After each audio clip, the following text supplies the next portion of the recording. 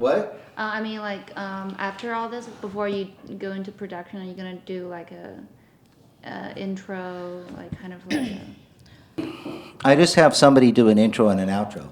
So But you it just introduces the podcast. So what I mean, I usually have something in the beginning, okay? and then they have the introduction, and then they start the podcast. But it's all kinds of different things, so it doesn't really matter.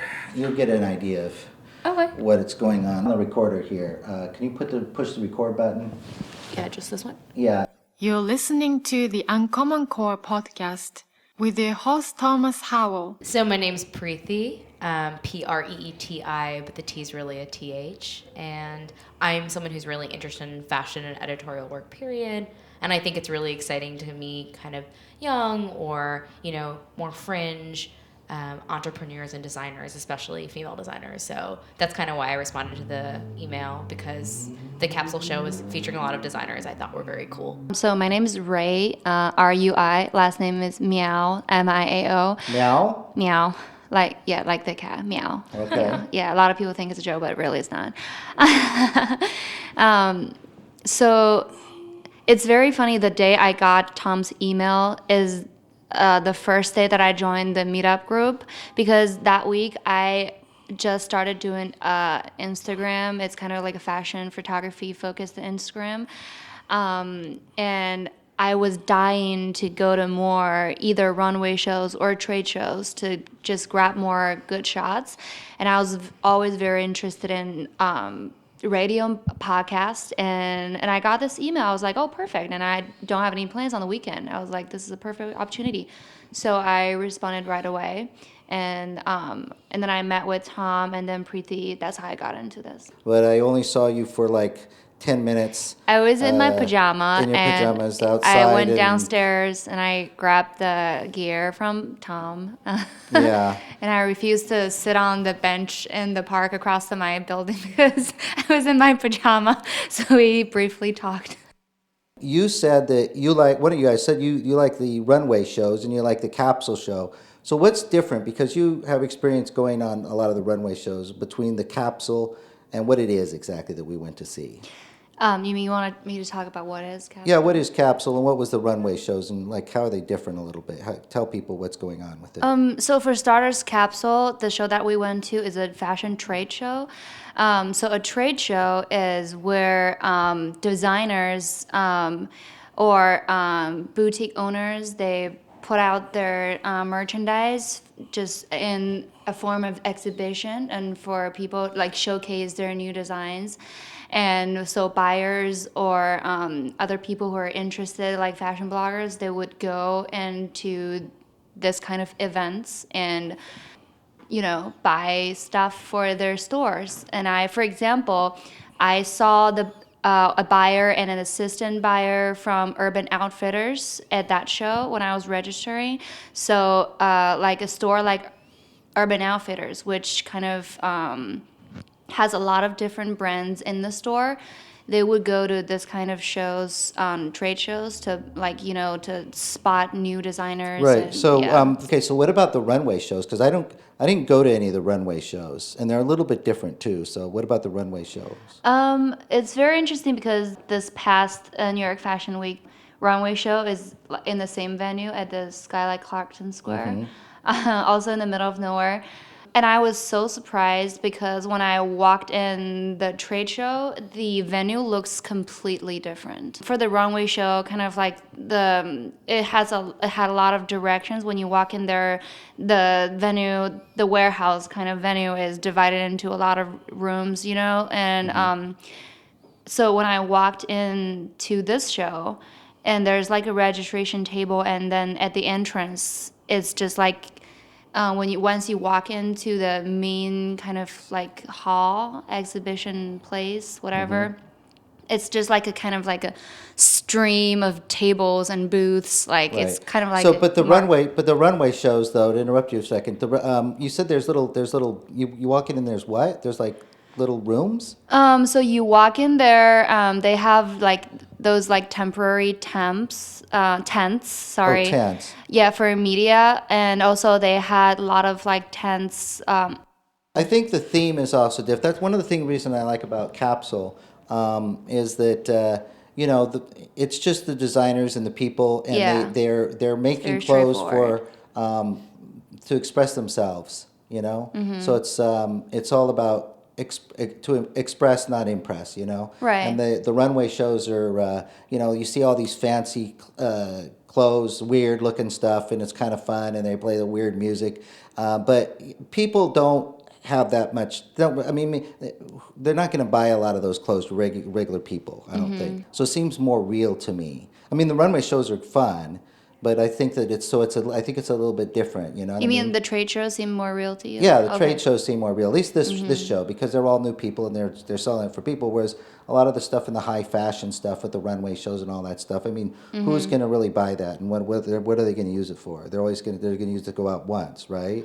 I mean, one of the things I loved a lot about the capsule show was that I felt like I could stop and talk to every designer or every individual person and at least spend, 5, maybe 10 minutes getting to know them and their designs a little bit better. Do you feel like you can talk to designers Oh, not at at all. runway shows? So there's No. is that No, because you I don't really see love them. that personal touch. The thing is, I think I forgot which one it was. I think it's Hackwith, the designer that I'm thinking of. But some of them in the Lisa Hackwith. It really struck me with her stuff because she's from St. Paul, Minnesota, and her stuff was like for normal girls and like the girls of all different shapes and sizes and stuff like that. But I noticed I watched a couple of the runways on YouTube. Did the runways have people that were all looking like Russian classic models? silhouettes. Yeah, the little, the thin models, or did they have some people? Because it looked like they were starting to have some people that are different shapes and sizes, and going into the shows, because they started the ethnic thing a while back with different people, bringing them in. That was a long time ago.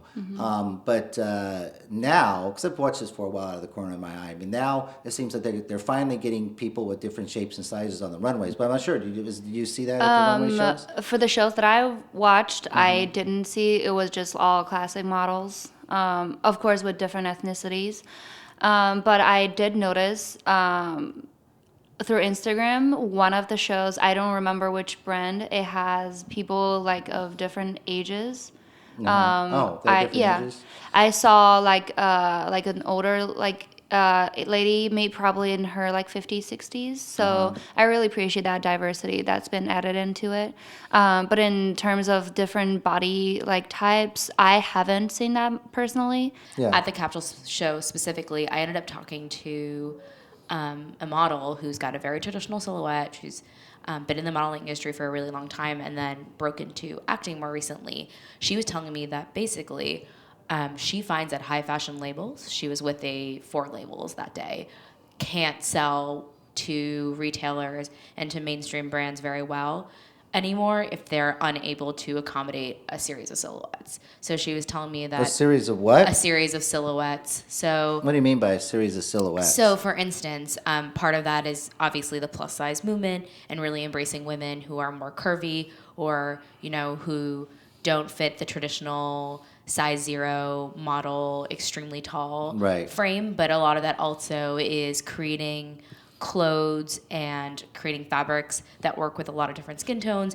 I mean, the thing that I was really surprised about is I talked to our partner as well, he's been a buyer / What was the name of the brand again you're talking about? So I'm going to try to circle back and see if I can find that. But they Okay. were not, the model and her friend were not actually there with this specific one brand. They were there with a set of brands. And she was there to kind of try on the clothes and to model the clothes for people who might be interested. But she'd had conversations with major retailers that morning, and they were making it very clear to her that if the jackets are only going to fit a certain kind of individual, aka a size 0, super tall woman, then they're not really interested in buying that coat. And so I think you actually see the acceptance of different kinds of like bodies and silhouettes, and also the promotion of those bodies on both sides. You're seeing it Yeah, in the well, creation. who buys those anyway? I mean, I only knew one person that bought designer clothing, and it had custom fit, weird looking stuff. I mean, who actually buys that stuff? I mean, I think retailers do. I think that like places. you mean the stuff on the runway where people are coming down and they look like they're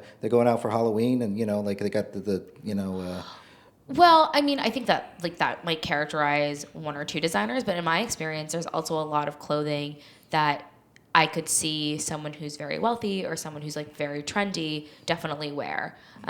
I'm sort of, you might know this better, Ray, but I'm like blanking on a couple designers' names right now, but there's definitely... Well, most of them are just for like going out, though. I mean, going out to the club or something like that. Wouldn't be something like you wouldn't wear, like pink and green and yellow polka dots when but if you out look to dinner with some friends, or when you're just going out for some movies, or you're just going out to eat. It's specifically kind of like club wear, isn't it? Well, yes and no. Like if you look at what Ralph Lauren presented, or you look at what Calvin Klein presented, a lot of that is also like very high-end kind of chic women office wear to some degree, or it's really nice or really cool silhouetted coats that might come in some kind of unexpected colors, but a lot of them are also just mod and nude. And I can imagine someone, with that budget and with that kind of aesthetic or taste would maybe wear that to meetings or work. But also, I mean, I almost feel like I'm pulling from The Devil Wears Prada here, but a lot of the way that high fashion works is it kind of residually melts down, right? So maybe you see something that you perceive as being very costume-ish, for lack of a better way to phrase it,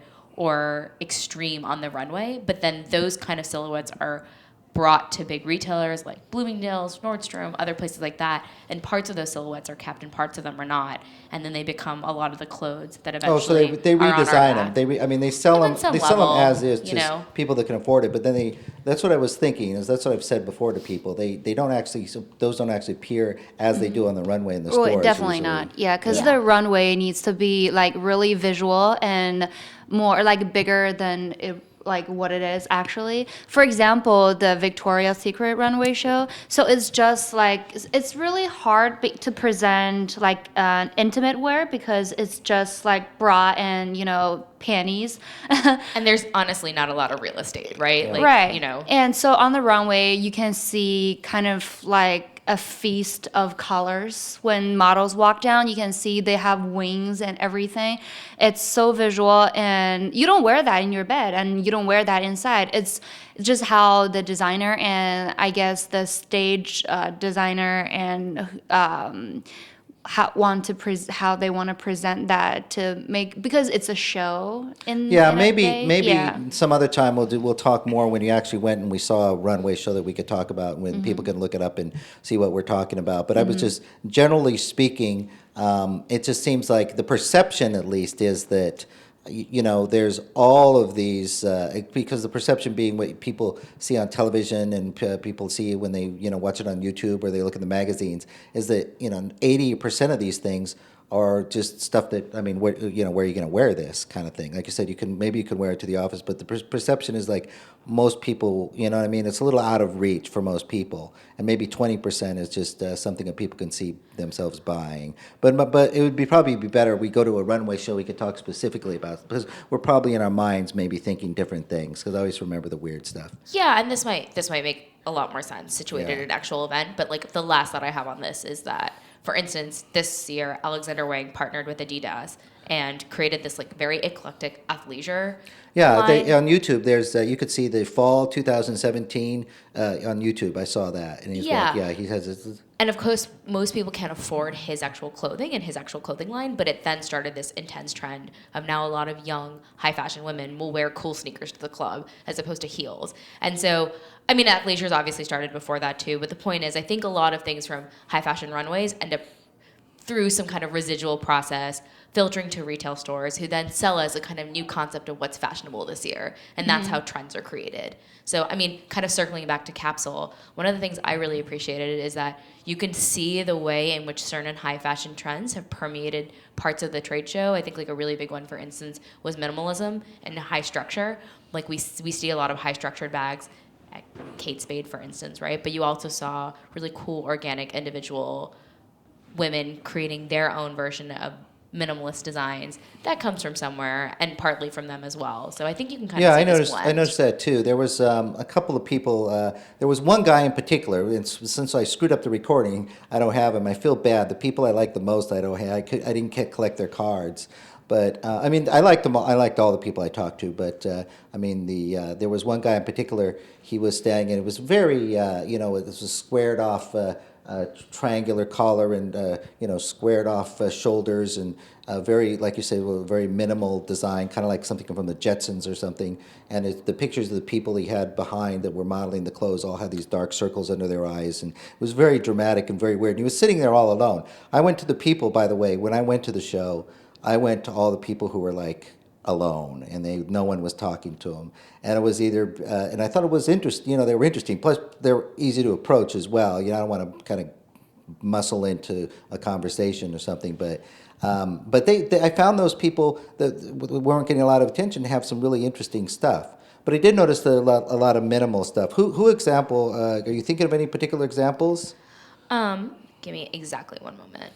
Well, because one of the ones I was looking at was the first guy I talked to, and he was really nice. I don't know if you guys have done this before, but I went up to him, and you kind of, when you first talk to the first person, you're kind of like, okay, you want it to go a little well. And this guy was very nice. It was from Varav, and I could show you. What it is basically, some of this stuff is, it's like workout clothes, but they're different, they have different fabrics, and it has just a little bit different way, and it's very minimal, and it's very, some pastels.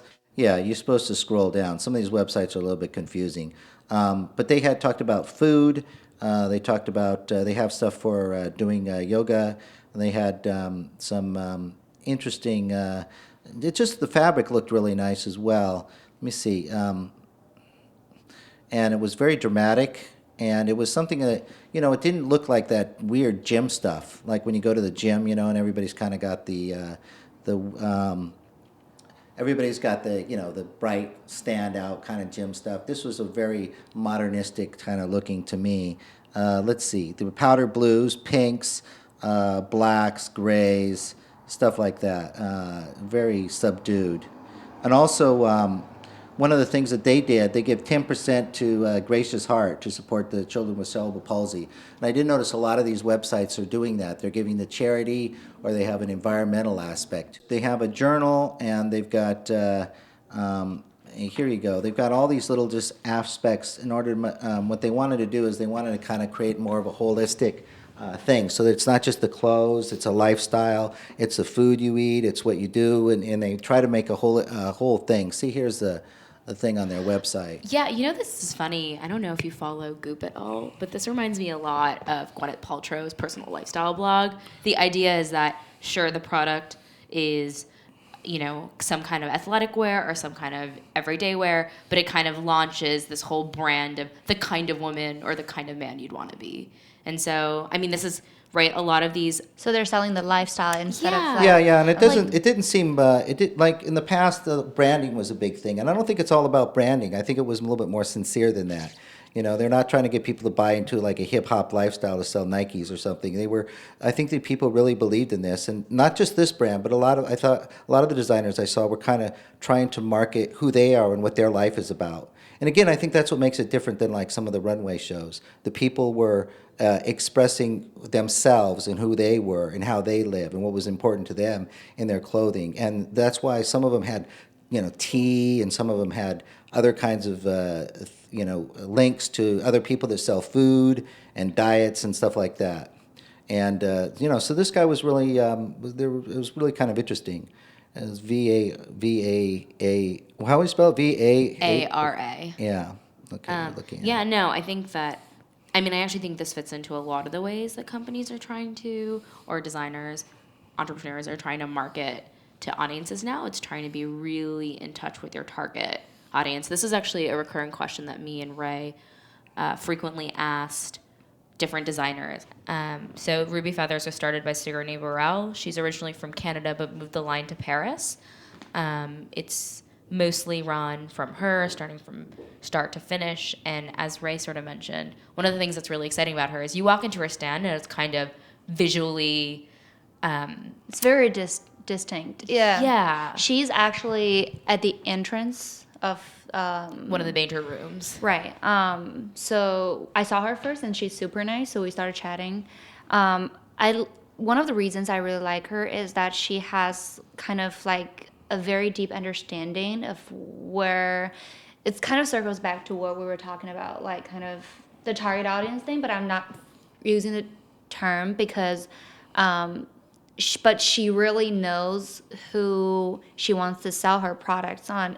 Or I kind of feel the vibe about her that she doesn't care if she's going to sell or not, but she wants the feathers to find the right person, you know? Yeah. Yeah, I so think that here we go. she's- I'm looking at their website here, and I had them also, and I have a little section of the notes I took of other people that I liked, and it seemed very hippie to me. I mean, I liked them, but it was that's kind of what I noticed is like the old hippies that we used to wear feathers back in the 70s and stuff like that. I mean, it seemed a little more rock and roll to me than hippie, maybe. But Well, Yeah, she described it as hippies are rock and roll. bohemian. oh yeah, but I think to Yeah, your so point, here's a girl, for example, on one of her websites, and she's sitting out in the middle of a little forest somewhere with thin trees, and she's got the feathers hanging down from her hair, and the feathers hanging down from her wrists, and the feathers hanging down from her waist, and and it's kind of interesting. I mean, I don't know, but to your point, I think I'm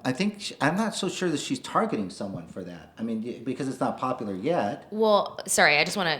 When I mean target audience, I think what's really cool is something that I noticed with a lot of designers at Capsule was a target audience doesn't have to necessarily be a kind of person specifically, like, oh, we're targeting women, or we're targeting high-end women, or we're targeting, gay men. Yeah. I think what's cool about her is she's targeting a kind of personality or aesthetic or a character. Yeah. But when I asked her, who do you think is the most interesting person you sold your product to? She told me there was a kind of eclectic, like young to middle-aged man who walked into her store in Paris who had very cool clothes and clearly like what she would describe as kind of a rock and roll aesthetic, but he saw what she described as earrings or something to kind of put on your chest, and he started like putting them in his hair. He was really into it, and then he came back every single day for over a week and a half just to buy her products. And in her mind, she had made a lot of her products for women, but her whole point is she's not super prescriptive about whether a woman needs to wear them or a man needs to wear them, but there's a kind of personality that she's envisioning wearing her product. And that's sort of what I meant by she's creating these products because she's super passionate about thinking. She had a background in painting and sculpture, I guess. Yeah, she and you wanted could something really- that was a little bit oversized, not just necessarily jewelry, but a little Yeah. bit more work. In fact, like she multiple times says, yeah, some people could describe it as jewelry. Some people also describe it as a clothing accessory. Yeah. Because she's made this enormous feather necklace, but really it's almost like a vest. It just sort of covers your full torso, and it's meant to be very out there and cool and ostentatious, but I would think in a good way. So she was definitely one of my favorite designers because she clearly also, I mean, Ray and I talked to her about this, but she clearly thinks about the environment. All her feathers are sourced from places where she knows the animal wasn't harmed. She thinks a lot about like where her feathers Well, come how was from. the animal not harmed if they took its feathers? They just Well, she said it's all her feathers are from natural shedding. So, I mean, feathers are like hair, right? We lose Yeah. hair.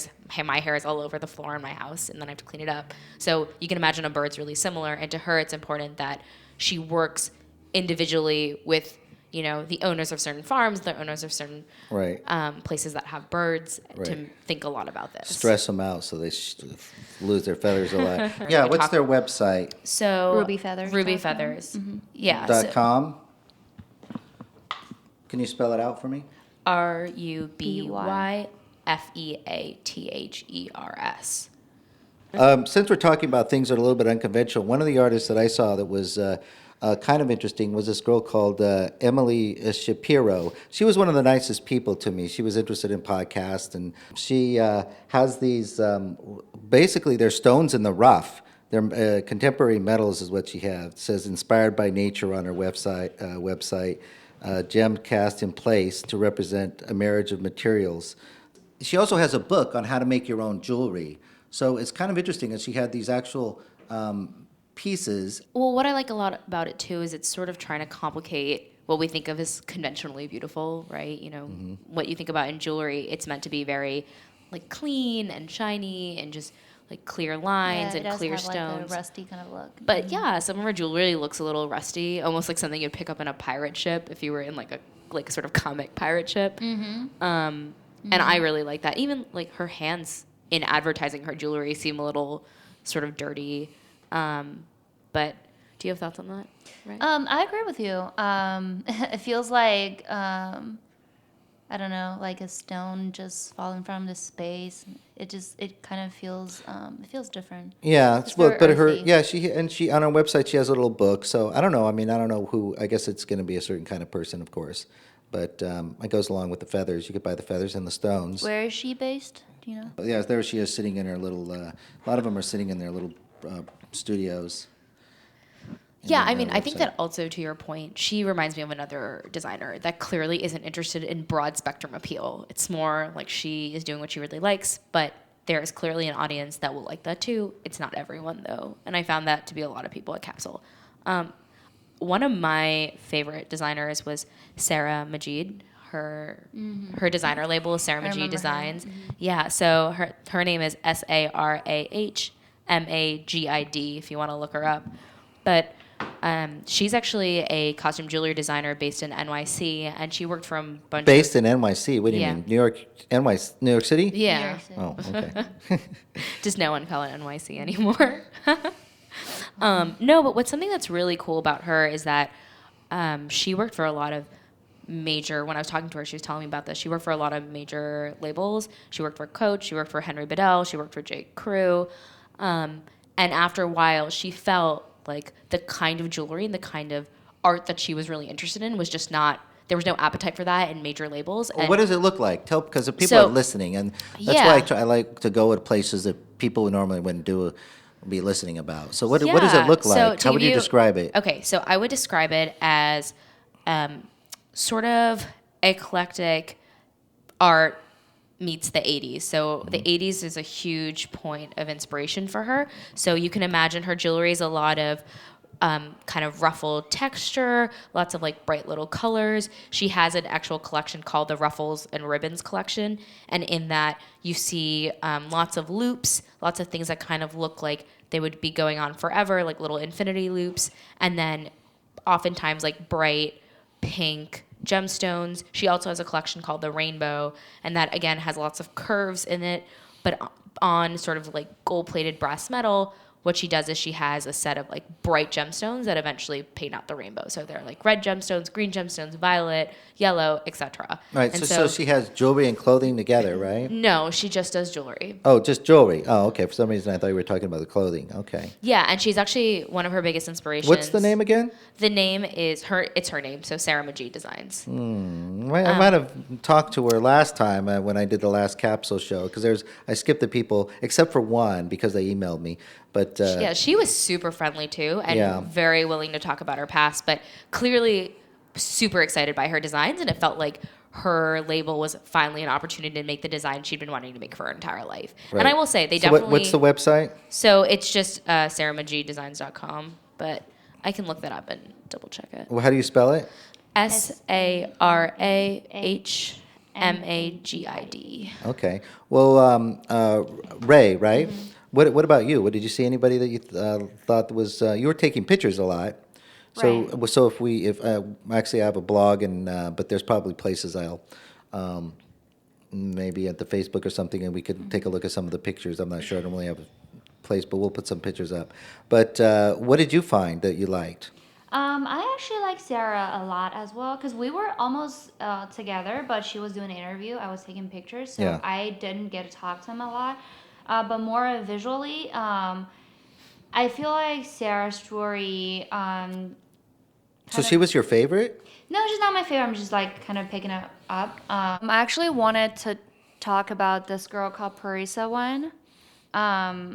Called what? Her name is Parisa One, and Parisa One? Parisa One. Her last name Oh, is Juan. One. Juan. One, yeah. How do you spell that? WANG, but she said, I think it's WANG.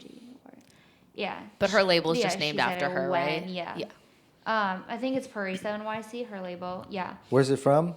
Do you know? She's based in the city, but she's originally from China. Okay. Yeah, so we talked to her, and do you want to maybe start by telling the story of how she broke up with her boyfriend? Friend Yeah, you of- want to, Yeah. you know more about the story. Yeah, so I ended up talking to her while Ray was taking a bunch of photos of her line. So yes, her line is inspired by love, but kind of with an edge. So she broke up with her boyfriend, was really heartbroken, according to her, he also sort of discouraged her entrepreneurial vision and her desire to make her own bags. So she based her entire new line off of the stages of a relationship. So stage 1, she calls the hooked lady bag. And again, everything she makes is out of leather. It's all very kind of minimalist design, but with sort of potentially odd colors. So she'll do the traditional black and navy blue, but then she'll also do a cream. So the first one is a hook lady bag, and what's kind of different and new about it is it's your sort of traditional crossbody bag that with an end that looks like a clutch, but it also has a circle attached to the top where you could hook your wrist in. Okay. And the idea is that you're sort of getting a little bit, you're very interested in someone, it's not too committal, but you're getting hooked. And then the next stage is the addicted crossbody bag. And this was actually personally my favorite bag of all her bags, but essentially the way it's designed is it's a kind of small leather bag that could probably carry a couple items, maybe an iPad. But what's cool about it is it's got a clasp that goes over the top, and you can just slip it on your wrist. And so you can imagine that the way she explained it to me is the reason that's the addicted bag is because it's the Let me easiest one take a to look use. at them. You have them on the website? Yeah, I can't quite visualize. What I'm visualizing, I'm sure, is not the same as So what you are. what's hard? It's the middle row okay, there. here But you go. what's hard to visualize All with right. it? So yeah, they're basically the bags are triangular shaped. Some of them are triangular shaped. Some of them are shaped like a sack, basically. Yeah, right? but I think Right. what's the most interesting thing about our line is how the user interacts with the bag, right? So for this addicted line, you slip it's supposed to fit like cleanly on your wrist, and Right. the idea she was saying was that it's one of her most popular bags, so you're kind of addicted to it, Right. but you also like wear your love on your sleeve, Right. And so that was something she's returning to. Okay, so yeah, because I was picturing something that looked much stranger the way you described it. But this, I noticed one of the things because I've spent some time overseas in Southeast Asia, and over there they have little. Like she has a bunch of these tiny little square, I don't know what we call them, the handbags or something like that, right? I mean, I think of these them as little kind of ones, a clutch. Little one, clutch bag, Yeah. right? And then, and she also has these things that are like more of American New York bags, which you could throw everything in, right? Which is like a big sack, which those are popular in the United States. They're not so popular overseas. I'm not so sure. A lot of people listen to this from overseas. So here in the United States, if you guys aren't familiar with it, that are listening, that women carry around these big, huge bags. The tote bags? Yeah, they like they're gonna go away for the weekend or something. They could throw everything in there, and yeah, because overseas sometimes the women, at least in some places in Thailand and in Hong Kong and places like that, they like to carry the little clutch bags, but they don't carry these big, huge bags. I also think there's like an age element to that as well. I think I agree. that women in their sort of late 20s, early 30s, and especially entering their 40s are way more likely to carry huge A bags. bunch of stuff. Yeah, just because of their bunch needs. Baggage. I mean, yeah, also a lot of them have kids, and once you have kids, you have a whole host of things you have to carry that you wouldn't otherwise. But It's so funny before, yeah, I agree with you. But when you were describing the bags and Tom didn't see it, he was imagining it to be like a really bald, like a weird kind of looking bag. But when How do you you see know? it, because you said it, when you see it, Yeah. it's very, very, very classic. And Oh, it's yeah. so if you don't explain like what these little add-ons are, you wouldn't imagine what they do and like how like. But when you know it and you look at it, it's very practical, and it's so interesting how she merged the bold idea, kind of like the avant-garde personal touch, and to this classic-looking bags. When you see her, I don't know if you remember her outfit as well. you probably remember it because you photographed Right, her. she was wearing this kind of like very light. I forgot how to describe the material, but it was like kind of like a silk. Yeah, most things were sheer. It was very, Very like, light sheer, to the Well, frame. very since light, there's another very person, airy. I'll tell you about as far as the bags go, and then I was going to ask you something also. And see what you guys think about these bags, because it was ready to wear for women, is what it was. There was this other. Oh, so what was the website for that lady or that woman or the girl or whatever? I'm gonna double check right now. Oh, okay. So the other one the one that I saw was Anne Howell Bullard, and she had these little clutch bags. And let me see. She had something on her website. She says, "I believe in infusing those brain stamps into our space and into the objects we surround ourselves with." and she's got like little doodle designs on her bags, and I don't know why. I thought it was kind of interesting in a little bit of a way. I don't know what you guys would think about it though. I mean, because I don't buy purses or bags or anything. Let me see if I can find it on the website. It's ANNHOWELLBULLARD. We also talking because he's got the same last name as I have, so Howell, which is Welch. Did you find the other girl's link? Yeah, hers is www.parissanyc.com.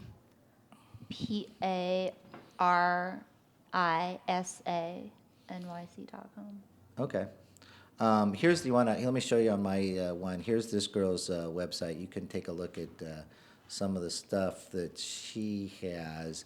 But the bags, look for the little bags. Yeah, they're just little. They're just square. There's these just little square bags. These are very simple little things. And she was also a painter. I mean, it seems like her interest is almost less in the form of the bag and more in the prints, like Right. Yeah, how much art right. she And I can also put feel on. like The bags she's are just holding square, the just very simple notebook, square. like, Yeah. Yeah, I don't know. That's I what feel she like the does. designs are very kitschy. So, she takes you can imagine like a corner print and then expands it across the bag. So there's leopard prints, there's gemstone prints. It's a very interesting idea. Like, especially this one we're looking at. It just totally looks like a notebook. Like, Yeah. Yeah, she didn't have too much. There were a couple of them that didn't have too much to show, and they were just there. But by the way, I was going to go back. I noticed it seems that a lot of the colors were like these pastel or very subtle, subdued greens, a lot of creams, a lot of browns, and of course a black and white. Not a lot of really bright colors. Yeah, it's funny. Parissa was definitely someone I think who stuck to traditionally chic colors. So, there was a navy, there's a lot of that kind of like orange brown classic leather color. But something I kind of noticed, and I do want to circle back But to you did, Parissa. but you did see that. But you did notice that a lot of the colors were just very subdued. I mean, like a pastel. Yeah, but I think that she also, for instance, stage 4 of her line is the boundless small bucket bag, and it's supposed to sort of symbolize the time of your relationship when it feels like there's just boundless love. So And you're talking about Parissa Okay. here. And in this, like, she's the one that sort of designed the line that the multiple stages are supposed to be the stages of a relationship. And this looks a lot like that sort of classic American big kind of bucket bag that's also been trending a lot. And it's in traditional colors like navy, black, sort of this like chestnut, leather brown. inside, this one, the inside is like, there's not an inside, but kind of like. Yeah, but the creases of the bag are bright red. Bright red. So there's clearly this element Okay. of we're going to do these sort of nude colors, but also have moments of kind of bright pops of color. And it looks like hardship. This. Yeah. it looks Yeah. like hardship. It looks like a Heart-shaped, heart shape. sorry. Oh, heart shape. Oh, okay. And I don't know about you, but I thought that was so cute. It's very cute. Yeah. Yeah, it's very cute. And kind of clever so that you can buy one of her bags and it can be the bag you take all the time because the color is not too bold. But there's also something about it that doesn't make it look like just any regular bag. It doesn't look like you're just carrying, and like, Michael Kors is very famous and very popular. So of course this strategy has been successful, but there's something about a kind of classic retail bag that doesn't look super unique. You can tell that there's this sort of entrepreneurial specific Okay. designer touch. All right, Should enough we with talk the about bags. like a little bit of price? No more of these bags. right now? No more bags? Bags Really? are You half have more the show. bags? Oh, really? Well, for you, maybe. Well, maybe, but Okay. Good. let's move on from bags. Okay, so because they're my favorite one, because we've got a lot going on here. I'm gonna have to edit it down a little bit, unfortunately. But my favorite one was this one right here. Was Stutterheim raincoats. Basically, it was the third or fourth person I talked to. I was walking around, and they really stood out to me because the raincoats themselves looked so slick. And maybe slick isn't the right word, but the plasticky material on them, maybe it's because it was in the capsule show and everything else is fabric, But they had these greens and these pinks and these browns, and their style was really unique. It looked like something from the 60s, and maybe it's my background in the film, but and looked at it, and the guy, I said, "Can I talk to you?" And the guy was like, "Nah, I don't know why. Why you want to talk to me?" And I got him to talk to me, and he was really nice after you got him talking. But basically, he wanted to create a line of raincoats that reflected the mood you have when it rains. And the films by Ingmar Bergman and the old 60s melancholy. He's got all these poems and all this stuff on his website about, melancholy and mood, and he's really into it. And it's Stutterheim. Here's the website. It's loading up. I had a picture on my thing, but it says "Embrace Swedish Melancholy." Okay, you're gonna have to click on something to take a look at it. But yeah, I thought they were kind of cool, And he had some models on his website, and the models were modeling the clothing, and it didn't look all that great. But then he had some people. I think he's got whatever the Instagram or something like that. I forgot what the pound sign is on there, but I'll get it when I get my iPad back. And then he had actual people in real life sending their pictures of them in the raincoats, and those look great, I thought. Yeah. So the actual people out in the street wearing them look better than like his models on the runway and whatnot. They really give that feeling. It's kind of interesting. What is the Oh, interpretation? you guys don't like them. No, I can tell by the way you're responding. No. No, I actually really like them. I have kind of two immediate thoughts. It's sort of interesting what he thinks like melancholy colors are, because some of them. So Because the bright, like the pink one, is not like what I the happy color. Yeah, like some of them. Well, are, the pink was very, like I said, it was very washed out pink. You know what I mean? Sure. Like, yeah. But it still surprises me because like blue, gray, dark green. All the others I agree. Just the pink one that I kind of like it though. We have to see it in. Yeah. It's like the rubber band that I have here. See this rubber band. It looks. I bring rubber bands wherever I go. But this is a pink, kind of like a pink rubber band color. But I have to say, one of his models is wearing a sort of see-through, transparent sheer raincoat, Oh, yeah, that thing. and I So absolutely love that. I think it allows your clothing underneath to still show, but it clearly protects you from the rain. And I think it offers like a kind of practical, high fashion aspect to your wardrobe. I really like that. But no, the thing I was going to comment on is I really like that the raincoats seem very gender neutral. I don't know if that was the intention of the designer, but nothing about the silhouette strikes me. Well, they as have different things for men and women, so Okay. I don't know, but yeah, the look seemed to remind me of Life magazine advertisements for stewardesses going on Pan Am Airlines and stuff like that. You know what I mean? The cut and everything. You know what I'm talking about? Yeah, from the '60s. You might not know what I'm talking about as far as the ads go, but there's old Pan Am Airlines. They used to have certain styles in there. The girls that what are those called? The girls in the airplane. The stewardess. Yeah. Stewardess? Was I stewardess? Yeah, that's right. The stewardess is right. Anyway, so yeah, I thought it was kind of interesting. But something that I found kind of interesting is I actually spoke to this designer who's based in Brooklyn. Her name is Izaskun Zabala, and she was very insistent and passionate and deliberate about this. She feels like the essence of beauty, in her opinion, is this sort of like darker featured female. So she's like, I love dark colored hair and dark colored eyes. And it's funny because she is a very petite, blue-eyed, blonde-haired woman, and she was sitting here. The reason I went up to her stand is because her models are dressed in a way that is very striking. So her major model is bald, and so it's one of her friends apparently, but she's a bald African American woman, and she's wearing sort of religious type makeup on her face. So she's wearing like really dark charcoal eyeliner. She has what I would describe as kind of a large bindi, but basically a mark on her. Yeah. So I'm Indian, so I kind of recognize that. That's a little aesthetic. dot on your head? Yeah, but for her it was more like a long line. Okay. And then she was wearing kind of like light nude makeup. But I went up to her because I was curious, and apparently all her collections are supposed to be inspired by some sort of spirituality or some kind of connecting with your inner goddess, She has an entire line that is supposed to represent the lunar cycle. And so... And who is this again? Her I name was is... listening to it. I lost track. No, her name is Izaskun Zabala. That's Izaskun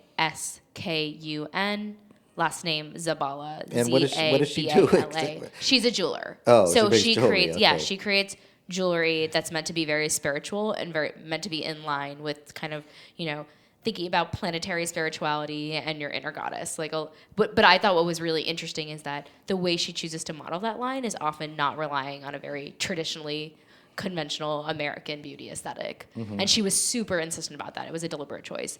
But yeah, you can, excuse me, she's based in Brooklyn, and most of her designs are also very minimalist. They're all gold, cut out shapes, nothing. And she was Indian? No, she, She's like white. yeah, she's a petite I blonde see. woman. That's right. That was your point in the beginning, right? Yeah. Yeah. Well, see, a lot of this stuff, I'm a guy, and I just watch, like I said, fashion out of the corner of my eye. So, yeah, so you guys would know better than I would. So when I put this thing together, I'll try to keep, I'm just going to be shooting in the dark, basically, on what I include here. I'll try to get everything. But since you're talking about an Indian girl, there was this one girl, she's also gave to charity. Wait, what Indian girl?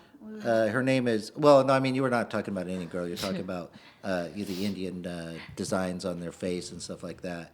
But there was this one girl called Malika Rajani, and she has, she makes leather clothing. And the thing is, she doesn't have a website, or she doesn't have a whole lot to look at. But she had a little teeny tiny booth set up, or a little tiny, not even a booth, a little rack, and it was just like 10 or 12 just in leather. Well, here's one picture of it, but leather coats and stuff like that. And the thing that made it a little bit different was that the patterns on the leather, you have to kind of look closely at the patterns on the leather, and they look like snake skin or weavings. And evidently, she goes to a place in China, and she gets people who are some kind of weavers in this little village, and she incorporates those weaving designs in her leather, and she gets leather sourced from China as well. Oh. And so she, I thought she was kind of interesting. It's still leather, but it's kind of a crochet way. Yeah, she's got Okay.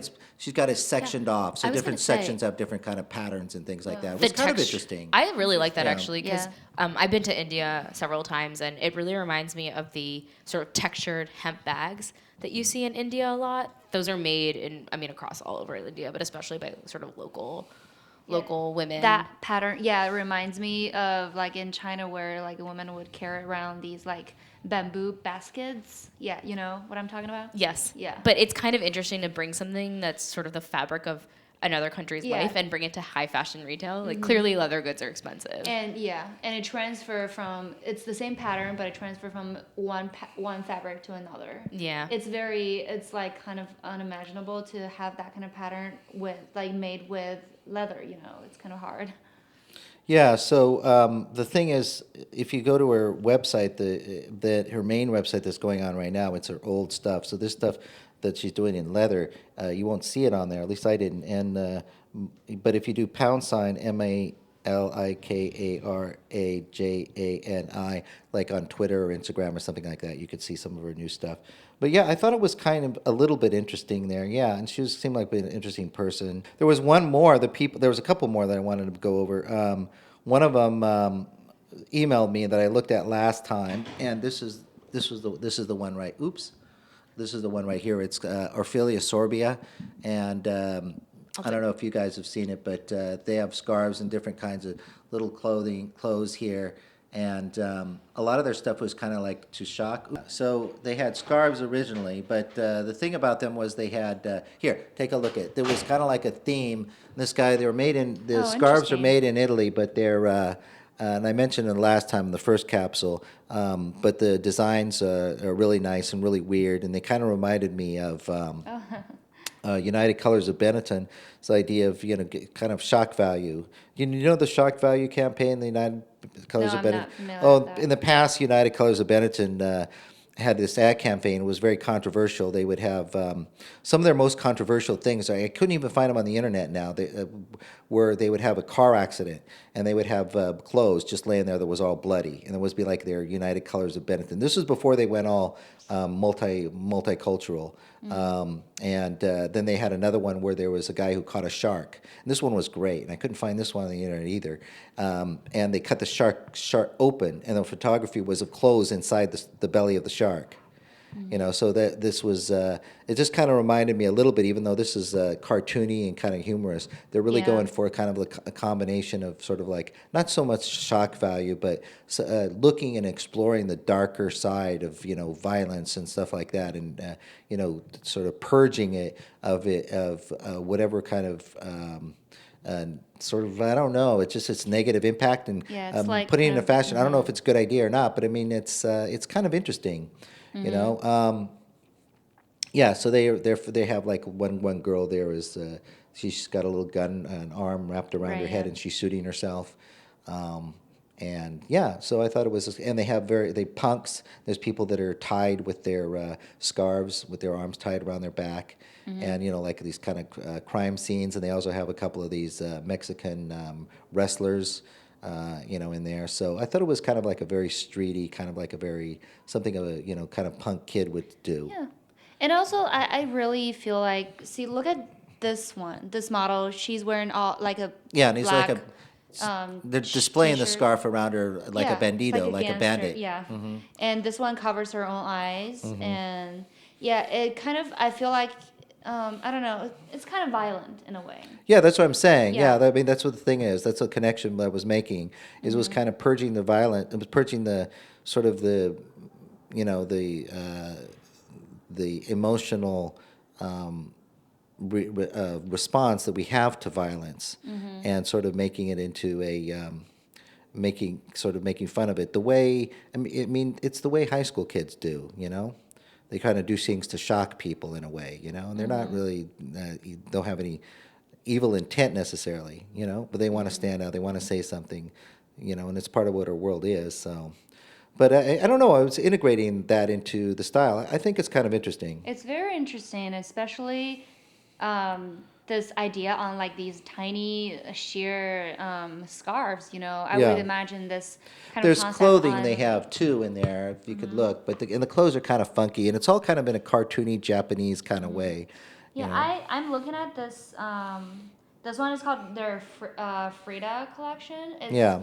It's based. I think it's inspired by Frida Kahlo, but all these cartoon like characters. You mean Frida Kahlo? Frida Kahlo. Yeah. Yeah, okay. the Mexican right. painter. The Diego Rivera's wife. Yes. So, but these cartoons look like just Japanese high school Right, kids. right. Yeah, but they all have unibrows. Yeah. Which is very interesting. The colors are very, very bright. Oh, I just want to go back to a little bit on Parisa one. It's not entirely about her, but since we talked about how she only started to create this line a year ago. And she was like, she's a finance major, right, Parisa one? She was in like a field that's unrelated. Here, hold the to microphone. fashion. Hold the microphone close Oh, to your mouth. she's like she was in a major that's, I think, unrelated to fashion. I thought Prisa went to Pratt. Oh, really? Yeah, let me pull up her bio really quick. What's the name again? The Who you the talking bags about? Parisa one. Parisa, P-A-R. Going back to those bags? Well, No, Those damn bags. I mean, I think she was one of the coolest people we met. And, like, if I were to buy probably one thing from the show, it would probably be her bag. So, I don't know. But, yeah, she studied at Parsons, not Pratt, sorry, Parsons School of Started Design. with a P. They all kind of sound the same. Yeah. It's very, so I made a mistake. I thought she was someone else, and she actually didn't go to design school. I thought she was like in finance or something, because a lot of Chinese, cause she's from China, a lot of like, Chinese Indian kids here, they're like in STEM major. Yeah, they wouldn't go to design school. So I thought I was her. That was my stereotype. My bad. But Yeah, it's fine. it's sometimes. I mean, that's the thing. I only took notes since we lost the tape of the people that gave me cards, but there were some good people there. You kind of have to make notes or take a picture of their brand or something like that to kind of remember them. There was one particular I really liked that had scarves, and they had pug dogs, and they were a couple of girls, and they were a lot of fun, and they were very nice. Do you know what I'm talking about? Yeah, were they the couple of German girls? I think so. Who had like very kind of like Euphoria? They had like the scarves around their necks, and they were overdressed, and they were in coats and stuff like that. They have little. I think we're talking about the same. Yeah, yeah, No, there were a lot of people there with really incredible energy. yeah. It was a lot of fun. yeah, they were people- both very fun. No, I was going to say though, if you're sort of sick of bags and bag-related things, I actually ended up talking to people in the body section. So in the trade show, there was a section dedicated to clothing, a section dedicated to jewelry and bags, and then there was a section dedicated to body products. And I ended up talking to right. Yeah, I don't know if you got a chance to talk to anyone there, but I ended up talking to 2 women who run Floss Gloss, and they're actually a nail company. So they create kind of really edgy, very non-traditional colors, and they talk about how the main brands that dominate sort of drugstore retail nail companies are OPI, Essie, Sally Hansen, and they're not trying to compete with those big brands, but what they're trying to do is market to a group of people who What are... did it look like? Were the colors? So their company is called Floss Gloss. That's FLOSSGLOSS, and they're run by Aretha Sack and Janin Lee. Started in San Francisco, but it's definitely Oh, well, not that's traditional. interesting. Yeah, San Francisco's full of those people. But what's really cool is, this is kind of to your point earlier, but their colors, I imagine, are like disco ball purple, evergreen green, orange, like very sparkly. Sometimes they'll have like mod colors, but the mod colors will always be kind of non-traditional colors. So you're not going to get your classic red. You're not going to get your classic pinks.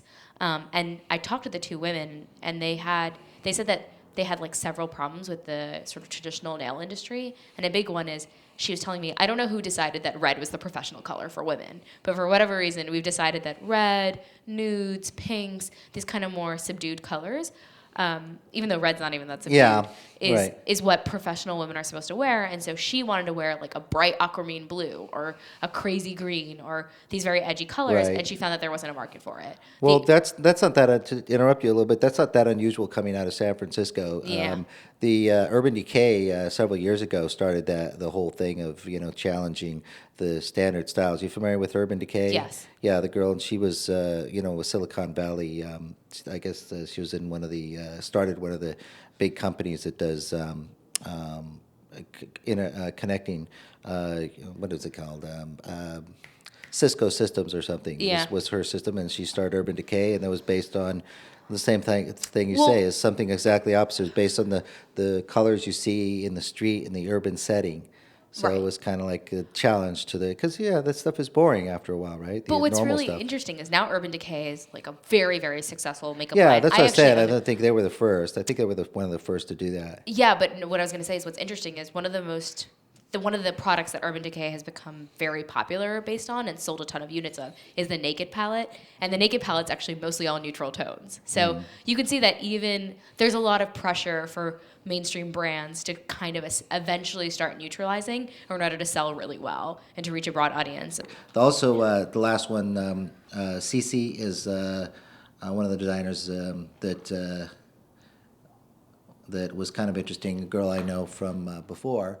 I think going back to what we started talking about is one of the things I noticed at the show also was there's a lot of women in these really long, flowing kind of robe-looking dresses, and she's kind of into that. One of the products that she was telling me about was, you see that little yellow, but I think there was also a blue fur. And I was watching some of the blogs last night, and some, they have the V-blogs of a lot of girls into fashion and V-blogs. And it's kind of one thing that you could do that's kind of in between just something you can wear, a reasonable person, a normal person could wear, and going into getting a little bit extreme and getting a little bit exotic.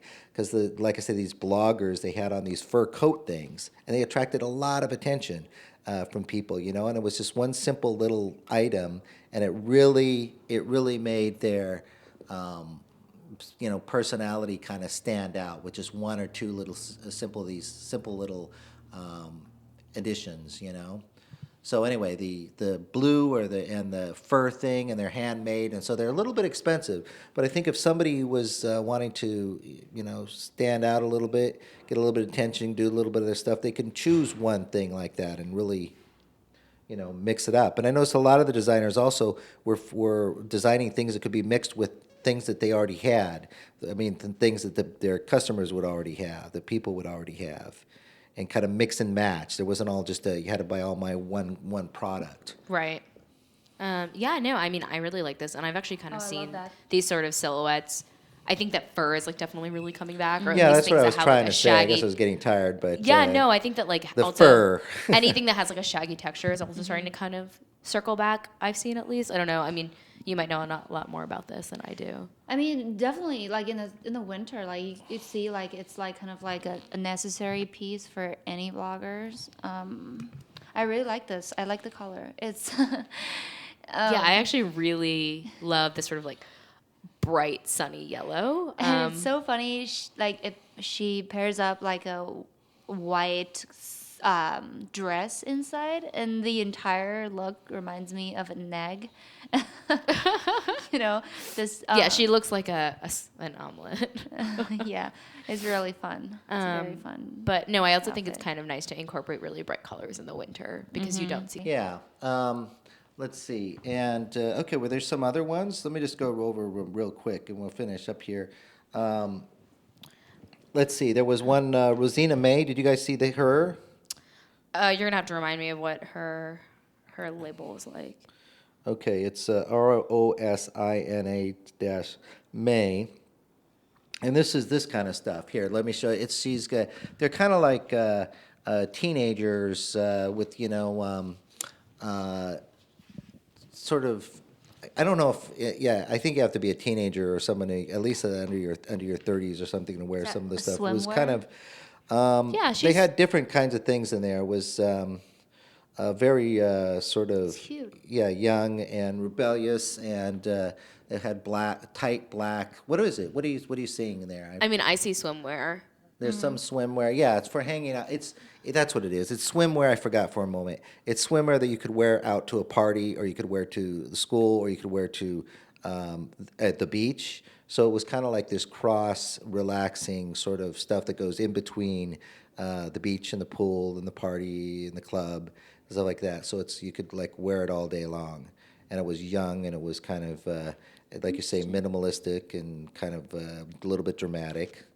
Yeah, what's really cool is that the designs are very minimalistic. So it's mostly all black and white, like pairing geometric shapes. Occasionally you'll see a pop of color, but her models are like their makeup and their style is very dramatic. Like one of her models has bright hot pink eyeshadow.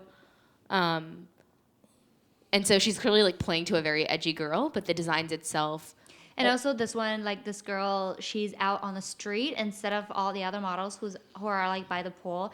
It kind of like reminds me of the like street carnival in Sao Paulo. So it just looks like she would be participating in a street carnival. Or she's going to a festival. Yeah, You know? yeah. It's all these grasses and graffiti. I think it's definitely an attempt to expand where we think swimwear is appropriate. Yeah. She's kind of complicating that, right? Like you don't only need swimwear at the pool, you can have it at a party or at a fair or at somewhere else. I think yeah, I'm also really into how much she plays with necklines. So it looks like, I mean, people have a very traditional idea of what the swimwear neckline is. It either is, the strapless neckline or kind of V-neck. Yeah. She seems to have a lot of Turtlenecks. like a turtleneck, but still keeping it kind of hot and attractive. Right. She seems to play a lot with those. Hold on a second. Turquoise and tobacco. You see them? Turquoise and tobacco. I don't think so. Okay, I'm worried about the battery here. Okay, let me show you. There's their website. They're very hippie and very. Also, if you like the feathers, you could do. What was it? You get the girl with the gemstones, the girl with the feathers, Yeah, and it the goes girl well with with this those. things. Yeah, it would all have this kind of like outlaw Josie Wales girlfriend or something like that. Wouldn't it be funny if they don't, like at the capsule, they Very hippie. don't kind of like divide the ready to wear and like jewelries, jewelry was on the first floor and ready to wear was on the second floor. If they mix all the styles Yeah, by up theme. together. Yeah, by theme. Yeah, that would be better. I mean, I think that would also probably help Oop. buyers a lot, right? All right, my battery went on that, but we still got the battery going on this one, right? Okay. Yes, we Yeah, do. that's fine. It's still running. Okay. I'll double check that. Yeah, I have to say, I do like that idea because I imagine if you're a buyer, you can just clue in and Yeah. if you're interested. But then at the same time, maybe it's easier to organize by, we're interested in buying XYZ good today. So Yeah. yeah, it's definitely very dramatic, very like bohemian girl is out in the, she can like fit into an urban setting, but she's also the kind of person that would go on an adventure. A little bit like cowgirl. Yeah. No. The model's always wearing a hat. It's funny though, I'm starting to look at more and more websites, and I noticed I kind of have a visceral reaction when I see that there's only one model being used, because I suddenly feel like I don't know how it would look on a different kind of person or a different kind of aesthetic. Well, that's what I liked about the idea that guy had with the raincoats, is that he wanted people to just, he included them on his website so that they automatically load on the website. So you could just scroll down and see How it looks tons on and tons and tons of people. It just directly feeds into the website from his Instagram. Exactly, because Yeah. I mean, honestly, I'm looking at some of these and thinking, does it look good on this girl in particular, or Right. how does the garment look on people in general? And I right. have no idea. Yeah, I mean, these are under professional photographers sometimes taking these pictures, and people, they don't know what it's going to really look like in real life. Yeah. That's why I thought that was a good idea to put the Instagram pictures. Especially I found this of like the younger women were on every kind of social media platform. They were really interested in promoting themselves. They were super excited to talk to us. But kind of to your point about the raincoats, I could see all their work on Instagram. It was easy to follow them. I noticed you were following people quite like frequently and sort of sharing social media profiles. And then there were people who weren't able to show me a lot of different areas in which I could see their work. And I found myself, it was funny, independent of actually liking the designer or not, I found myself gravitating towards people who had sort of larger social media profiles, or people who I could see their work in a more expensive way. So I don't know what that says about marketing in general. Probably, I mean, on its nose, it seems like social media works well.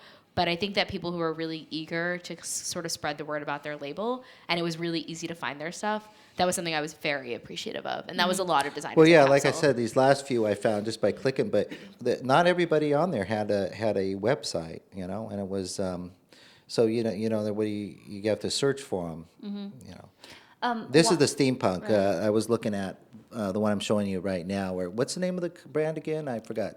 Forsnome. Is that right? Forsnome. Yeah, Forsnome. Yeah. Spell it for me. Forsnome. Okay, yeah, it's the only one that's steampunk fashions. I thought it was kind of interesting on there too. There's no one else doing that stuff out on, at least at the Capsule Show. Also, the only yeah. Pretty models popular these days. It's Yeah. coming back in. tattoos. Did you see any other models with tattoos? No. Yeah, these are the only. Yeah, it's very interesting.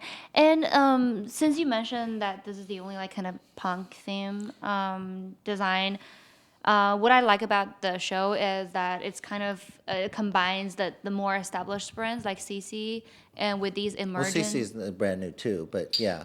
like more kind of like emerging brands.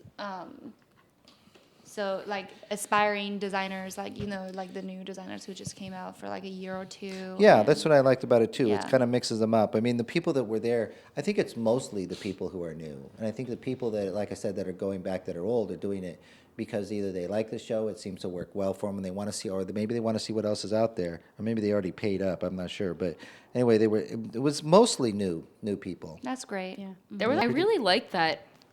The only thing that drove me to go to one person versus another was their collection. It wasn't like someone had more advertising. Oh, yeah, or that's right. It I was just an remember now what I was gonna open say. warehouse canvas, and I could Right. open warehouse, Right. and I Right. could just walk up to people.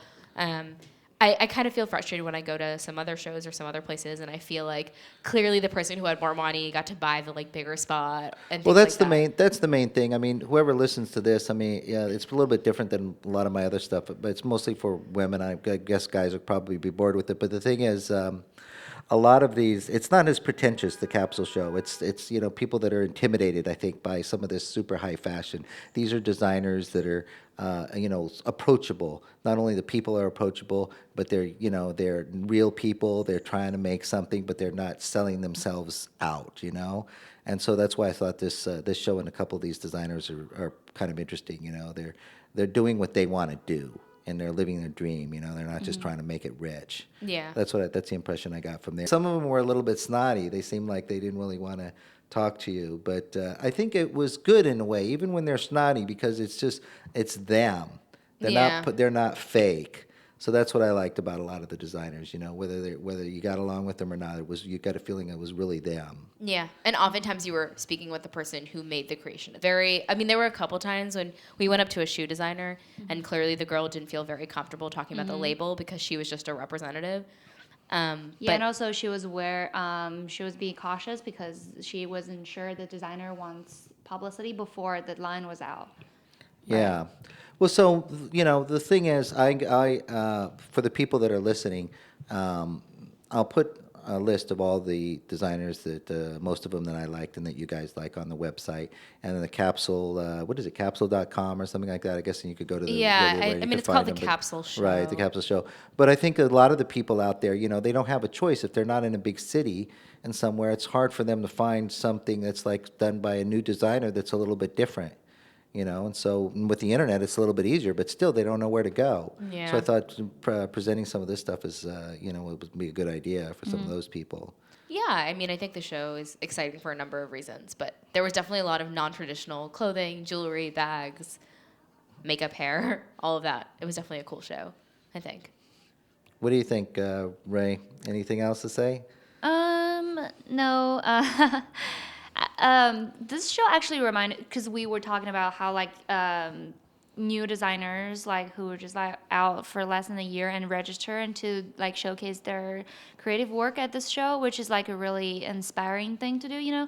And it reminded me how like back in the days, everybody, when there's not a lot of ready to wear and people would just make their own clothes. Like, I don't know here. Oh, right. No, they did Right. that. You would go to the store and you'd buy the pattern. Right. Yeah, Yeah, a my little- mom had a would little thing even and you in cut it out into yourself. the 90s. My mom used to just buy the fabric and patterns Right. and go People to used to see sewing machines in department stores. right. Yeah, and she also did these amazing crochet and she'd weave all these beautiful sweaters that she designed herself. And I never realized back then until I went to this show and I realized, oh, if my mom were to just register on Capsule, maybe she could have her own stand. Everybody could be sure. a designer. So I think shows like this can really inspire people. Yeah. Okay, yeah, let's cut it there. All right. All right, whatever. great, thanks. Thank you. Awesome. Now, I guess push pause or stop. This is going to be our main. Oops, was it still going? Yeah, it's Yeah, still it is going. still going. I think hit record. Oh, okay. Yeah. You've been listening to the Uncommon Core Podcast with Thomas Howell. I'm Satoko Smith. Thank you for listening.